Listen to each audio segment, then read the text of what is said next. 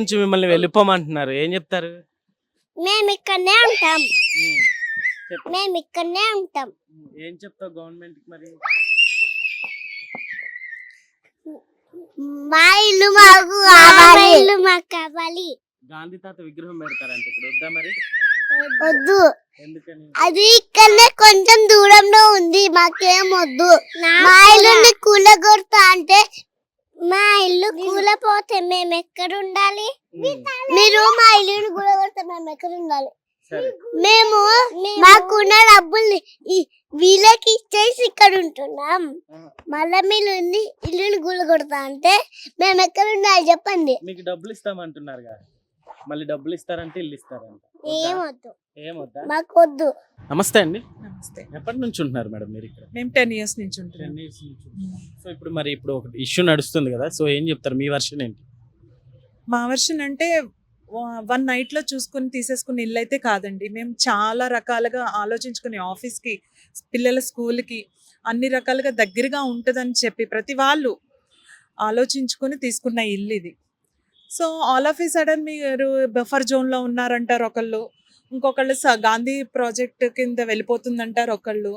So ఒక్కొక్కళ్ళు వచ్చి ఒక్కొక్క రకంగా చెప్తారు. ఫస్ట్ గాంధీ ప్రాజెక్ట్ కింద అన్నారు, కాదు గాంధీ గారు మమ్మల్ని హింస పెట్టి ఇలా తీసుకుంటారా అని అడిగితే ఆల్ ఆఫ్ ఏ సడన్ ఇది బఫర్ జోన్లోకి వెళ్ళిపోయింది. రాత్రికి రాత్రి ఇది బఫర్ జోన్లోకి వెళ్ళిపోయింది. ఓకే, బఫర్ జోన్ అంటున్నారు. మేము 2012కి ముందు ఇక్కడ గృహప్రవేశం చేసేసాం. సో 2012కి బిఫోర్ 9 meters చెప్పారు buffer zone. All of a sudden 2012లో 50 meters వచ్చింది. ఆ 50 meters మాకు ఆపాదిస్తున్నారు. మీరు అప్పుడు 9 meters ఒప్పుకుని తర్వాత 2012లో 50 metersకి వచ్చిన తర్వాత అది మాకెలా సంబంధం అండి? అంటే పునర్నివాసం కల్పిస్తామంటున్నారు కదా. అదేనండి నేను చెప్తున్నాను. ఎందుకంటే మేము ఒక్క రాత్రికి రాత్రి ఒక రోజు చూసుకొని అలా నచ్చేసి కొనుక్కున్న ఇల్లు కాదు ఇది.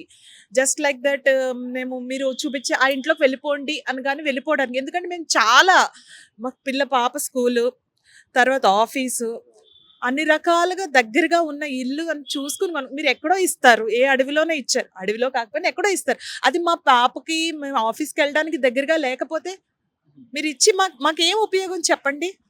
గడిచిన కొద్ది రోజుల నుంచి మనం చూసుకుంటే ఇట్లానే హైడ్రా నోటీసులు ఇచ్చి వెంటనే కూల్చివేయడం జరిగింది. సో ఇప్పుడు అదే పరిస్థితి వస్తే ఏంటి? ఏమి వెళ్ళమండి, మాకేం 10 ఇళ్ళు ఏమి లేవు. ఇంక ఏదైతే అది అవుతుంది, మేము ఇక్కడే ఉంటాం, ఏదైతే అది అవుతుంది. ఎందుకంటే మేమేమి ఊరికే ఉండి కొన్నది కదా, ఈఎంఐలో కొనుక్కున్న ఇల్లే. ఇప్పుడు మీరు ఇది కూల్ చేస్తారు, దీనికి ఈఎంఐ ఎట్లా కట్టాలి? మేము కట్టాలి కదండి. ఓకే అండి, మీరు ఇక్కడే ఉంటున్నారా? మేము ఇక్కడ ఉంటున్నాం. ఎప్పటి నుంచి ఉంటున్నారు? మేము వచ్చి 5 ఏళ్ళు అవుతుంది. ఓకే, ఏంటి మీ వర్షన్ ఏంటి? మా వర్షం ఏముంటుంది, మా ఇండ్లు మాకుంటే చాలండి. వాళ్ళు కట్టుకుంటే వాళ్ళు ఎక్కడైనా కట్టుకోండి. డెవలప్ చేయాలి కదా అని చెప్పి. డెవలప్ చేసుకోండి, ఉన్న జాగాలో చేసుకోవచ్చు డెవలప్. ఇళ్ళు పడగొట్టేసి చేయాలని అవసరం లేదండి. గవర్నమెంట్ ల్యాండ్స్ నివాసానికి యోగ్యంగా ఉన్న వాటిని కూలదోసి కట్టాలని ఏం లేదు కదండి. ఎక్కడ లేవు గవర్నమెంట్ ల్యాండ్స్. తర్వాత ఇవాళ ఒక ఆర్డీఓ గారు చెప్తున్నారు, మీ మంచి కోసమే మిమ్మల్ని ఇక్కడ నుంచి మునిగిపోతుందని చెప్పి పంపించేస్తున్నాం. ఎన్ని చోట్ల ఎన్ని మునిగిపోవట్లేదు?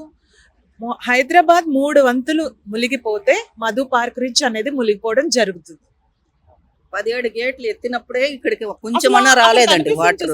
చెట్లు మొదలు కనిపిస్తున్నాయి చూసారా బయట, అక్కడ మొదలు కూడా రాలేదు. అన్ని గేట్లు ఎత్తేసినా అక్కడ వరకు రాలేదు. ఎంత వర్షం వచ్చినా ఇక్కడ ఏం లేదండి. ఫైనల్ గా మేము అభివృద్ధికి ఎంత మాత్రం వ్యతిరేకం కాదు, గాంధీ ప్రాజెక్ట్ కి ఎంత మాత్రం వ్యతిరేకం కాదు. కాకపోతే మా ఇల్లు మాకు ఉంచేసి మీరు ఎలా అయినా అభివృద్ధి చేసుకోండి. ఓకే అండి, థ్యాంక్ యూ. ఇప్పుడు అపార్ట్మెంట్ పైకి అయితే మనం రావడం జరిగింది. ఇక్కడ లోపల ఉండే వాళ్ళ వర్షన్ ఏంటో ఒకసారి కనుక్కొని తెలుసుకుందాం. హలో అండి. హాయ్. హాయ్ అండి. ఏంటి మేడం, మీరు ఎప్పటి నుంచి ఉంటున్నారు? మేము 10 సంవత్సరాలు అవుతుందండి. మేము వరంగల్ డిస్ట్రిక్ట్ నుంచి వచ్చాము. మా హస్బెండ్కి ఇక్కడ జాబ్ అయితే వచ్చాము. ఏంటి మామూలుగా అసలు ఇప్పుడు మరి మిమ్మల్ని ఇక్కడ నుంచి వెళ్ళిపోమంటున్నారు కదా, మీకు ఎలాంటి నోటీసులు ఇచ్చారు? నోటీసులు అయితే రాలేదు. Paper statement, EIT survey number, 90 survey number అని చెప్పేసి నోటిఫికేషన్ వచ్చేసింది. నోటిఫికేషన్ రాగానే మా రియాక్షన్ స్టార్ట్ అయింది అనమాట. అంటే మీలాంటి మీడియా మిత్రులందరి దగ్గరికి మేము అప్రోచ్ అయ్యాము. అది చూసి మా దాంట్లో న్యాయం ఉంది అని చెప్పేసి గవర్నమెంట్స్ వాళ్ళందరూ సపోర్ట్ చేయడానికి మాకు వచ్చారు. అది రాగానే నిన్నటికి నిన్న మాది ఇప్పుడు మూసీ సుందరీకరణ లేదంటే గాంధీ సరోవర్ ప్రాజెక్టు కోసం ఆ నోటిఫికేషన్ జారీ చేసింది కాస్త నిన్నటికి నిన్న మన చామల కిరణ్ కుమార్ గారు ఏమని స్టేట్మెంట్ చేశారంటే ఇది బీఆర్ఎస్ గవర్నమెంట్లో కమిషన్ల కోసం అని చెప్పేసి ఈ ల్యాండ్ అంతా ఇది చేశారు, కమిషన్లు దొబ్బి వాళ్ళకి పర్మిషన్స్ ఇచ్చారు, బిల్డర్ సిస్టమ్ ఉన్నట్టు కట్టుకున్నారు అది ఇది అనేసి. కానీ అది కాదండి. 2012లో ఏ గవర్నమెంట్ ఉంది? ఉమ్మడి ఆంధ్రప్రదేశే ఉండింది, మనకి తెలంగాణ సపరేట్ కాలేదు.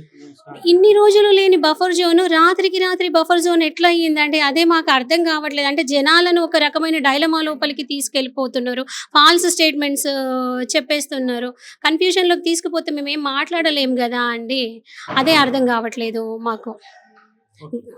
సో ఏంటి ఇప్పుడు ఫైనల్గా మీకు ఏం చెప్తున్నారంటే ఇక్కడ నుంచి పంపించేసినప్పటికీ కూడా సో నెక్స్ట్ మీకు ఏమైనా చెప్తున్నారు మేడం? అంటే మాకు ఇప్పటి వరకు గవర్నమెంట్ సైడ్ నుంచి ఎలాంటి స్టేట్మెంట్స్ అయితే రాలేదండి. కానీ మేము ఇక్కడ నుంచి వెళ్ళము, పక్కా పట్టాలు ఉన్న ల్యాండ్. అప్పుడు కాంగ్రెస్ గవర్నమెంటే మనకు పర్మిషన్ ఇచ్చింది కట్టుకోమని. అప్పుడు లేని బఫర్ జోన్ ఇప్పుడు ఎట్లా వచ్చింది ఇన్ని సంవత్సరాలలో? మేమైతే 10 years అవుతుంది. దానికంటే ముందే బిఫోర్ 2012 ఈ బిల్డింగ్ కన్స్ట్రక్షన్, అంటే నాకు తెలిసి 2004 or 5లో కన్స్ట్రక్షన్ అది అయ్యిందని విన్నాను.